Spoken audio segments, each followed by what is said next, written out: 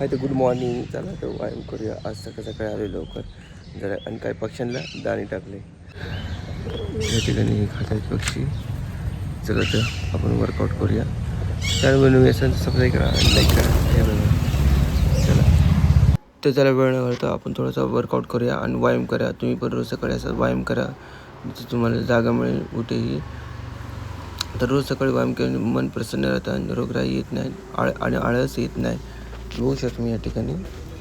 आणि काही लोक हे जे सोमवारची कावळ यात्रा आहे जेणे की श्रावण महिन्यामध्ये हे लोक पूजा ते करून थोडंसं आहे ना पोहत आहे, स्नान करत आहे. बघू शकता तुम्ही या ठिकाणी.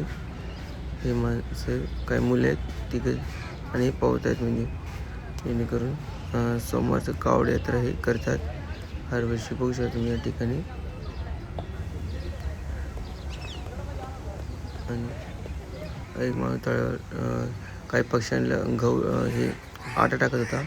जेणेकरून तो माणसाला विचारलं तुम्ही रोज टाकता? बोला हां. आणि काही पक्षी रोज इथे या ठिकाणी येतात. जेणेकरून मी तिथे येतो म्हणजे व्यायाम करतो आणि रोज बघू शकतो मी या ठिकाणी.